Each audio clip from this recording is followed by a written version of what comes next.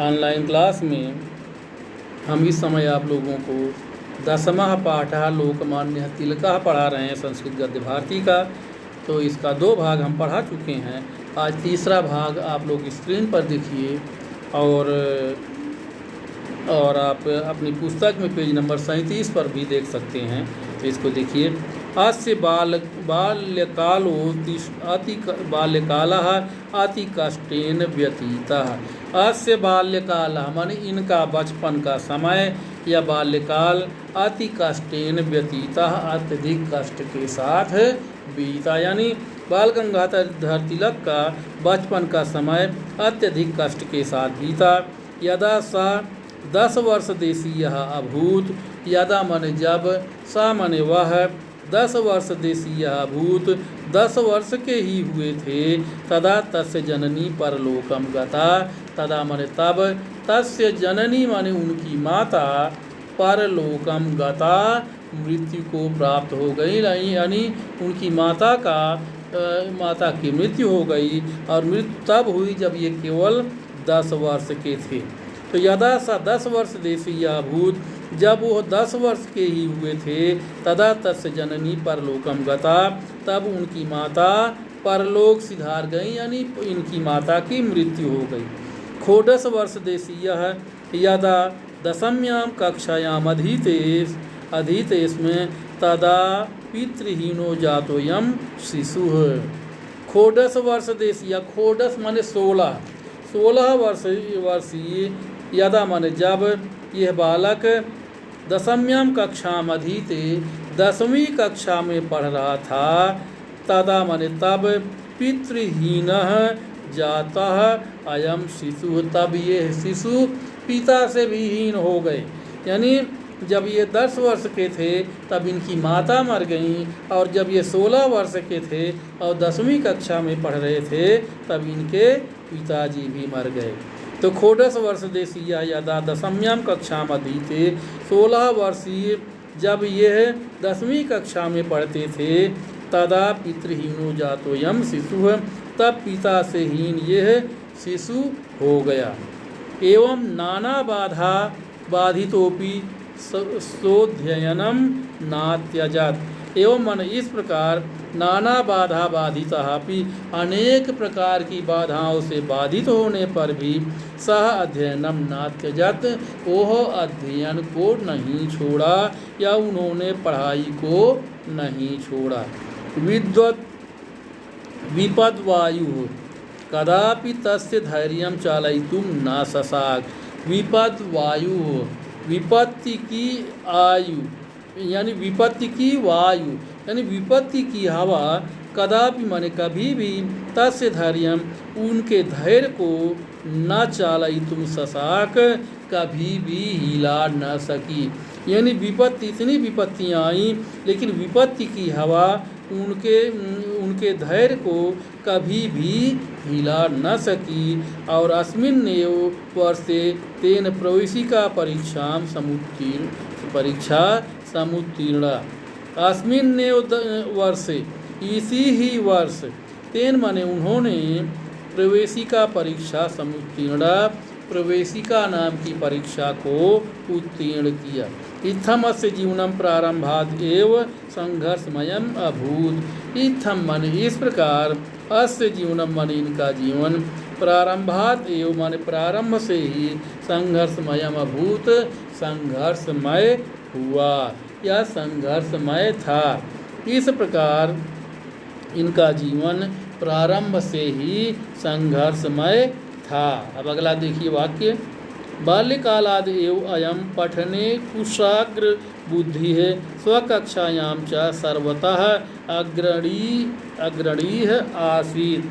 बाल्यकालाद एव बचपन से ही, पठने माने पढ़ने में, कुशाग्र बुद्धि यानी तीव्र बुद्धि वाले, स्वकक्षायां च और अपनी कक्षा में, सर्वतः अग्रणी आसीत और अपनी कक्षा में सबसे आगे रहते थे। यानी बचपन से ही ये पढ़ने में कुशाग्र बुद्धि के थे, तीव्र बुद्धि के थे और अपनी कक्षा के सभी छात्रों से हमेशा आगे रहते थे। संस्कृत गणिते तस्य प्रिय विषयौ आस्ताम। संस्कृत और गणित ये दोनों तस्य प्रिय विषयौ आस्ताम, उनके प्रिय दो विषय थे। यानी संस्कृत और गणित तस्य प्रिय विषयौ आस्ताम, उनके प्रिय विषय थे। छात्रावस्थायां यदाध्यापकः गणितस्य प्रश्नं पट्टिकायां लेखितुम् आदिशति तदा सा कथयति स्म। छात्रावस्थायां माने पढ़ाई के समय, यानी जब ये छात्र थे तो छात्र की अवस्था में ही यदा माने जब अध्यापकः माने अध्यापक गणितस्य प्रश्नं माने गणित के प्रश्न पट्टिकायां लेखितुम् आदिशत श्याम पट्ट पर अथवा पट्टिका पर लिखने के लिए आदिशति माने आदेश करते थे, कहते थे। तदा सा कथयति स्म, तब वो कहते थे। फिर से देखिए इसको, छात्रावस्थायाम छात्र की अवस्था में ही यदा अध्यापक माने जब अध्यापक गणितस्य प्रश्नं पट्टिकायां लेखितुम् आदिशति गणित के प्रश्न को पट्टिका में या श्याम पट्ट पर लिखने के लिए कहते थे, आदेश देते थे। तदा सा कथयति स्म, तब वो कहते थे। किम पट्टिकायां लेखनेन, पट्टिका में लिखने से क्या, पट्टिकायां लेखनेन किम, पट्टिका में लिखने से क्या। मुखेन एव उत्तरम वदिष्यामि, मौखिक ही उत्तर बता दूंगा। मुखेन एव माने मुख से ही या मौखिक ही उत्तरम वदिष्यामि, उत्तर बता दूंगा। यानी जब उसके गणित के अध्यापक उससे कोई प्रश्न श्याम पट्ट पर लिखने के लिए या पट्टिका पर लिखने के लिए कहते थे, तब वो कहते थे कि पट्टिका में लिखने से क्या, मैं इस प्रश्न का उत्तर तो मौखिक ही बता दूंगा। स गणितस्य कठिन प्रश्नानां मौखिकम् एव उत्तरम अवदत्। स माने वह गणितस्य कठिन प्रश्नानां गणित के कठिन प्रश्नों के मौखिकम एव उत्तरम अवदत्, मौखिक ही उत्तर देते थे। फिर देखिए, सगणितस्य कठिन प्रश्नानां, वह गणित के कठिन प्रश्नों के उत्तर मौखिकम एव अवदत्, मौखिक ही देते थे। यानी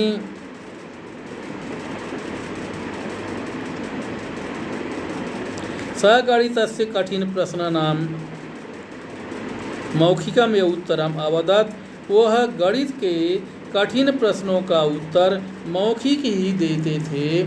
और फिर परीक्षायां पूर्वं क्लिष्ट प्रश्नानां समाधानम् अकरोत्, परीक्षा में जब उनकी परीक्षा होती थी तो परीक्षा में पूर्वम माने पहले, क्लिष्ट प्रश्नानां माने कठिन प्रश्नों का समाधानम् अकरोत्, समाधान करते थे। यानी पहले कठिन प्रश्नों का उत्तर लिखते थे, उसके बाद तब सरल प्रश्नों का उत्तर देते थे या उत्तर लिखते थे। इसीलिए इनको कहते थे कि परीक्षायां पूर्वम क्लिष्ट प्रश्नानां समाधानम् अकरोत्, परीक्षा में पहले कठिन प्रश्नों का समाधान ये करते थे, उसके बाद सरल प्रश्नों का उत्तर लिखते थे। 10वें वर्षेयं शिशु संस्कृत भाषायां नूतन श्लोक निर्माण शक्तिं प्रदर्शयत्। 10वें वर्षे माने 10वें साल में, 10वें वर्ष में, अयम शिशु माने यह बालक या ये शिशु संस्कृत भाषा में नूतन श्लोक निर्माण शक्ति, नए श्लोकों के निर्माण की शक्ति या नए श्लोकों की रचना की शक्ति, रचना करने की शक्ति प्रदर्शयत् माने दिखाया। यानी 10वें वर्षेयं, 10वें साल में ही 10वें साल में ही अयम शिशु माने ये बालक संस्कृत भाषायां नूतन श्लोक निर्माण शक्ति, संस्कृत भाषा में नए श्लोकों के निर्माण की शक्ति को प्रदर्शित माने दिखाया या प्रदर्शित किया।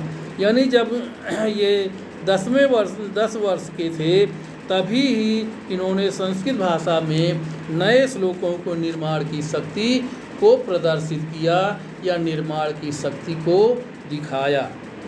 तो इस प्रकार से बच्चों इनका बौद्धिक स्तर बहुत तेज था और यदि बौद्धिक स्तर तेज नहीं होता तो कैसे ये 10 वर्ष की उम्र में नए श्लोकों के, संस्कृत के नए श्लोकों का निर्माण करने की शक्ति प्रदर्शित कर लेते। इसलिए 10वें वर्ष एवं शिशु 10वें साल यह बालक संस्कृत भाषा में नए नूतन श्लोक निर्माण शक्ति, नए श्लोकों के निर्माण की शक्ति को प्रदर्शित किया। तो बच्चों आज के लिए इतना ही, इसके बाद आगे के पाठ कल पढ़ाएंगे। धन्यवाद।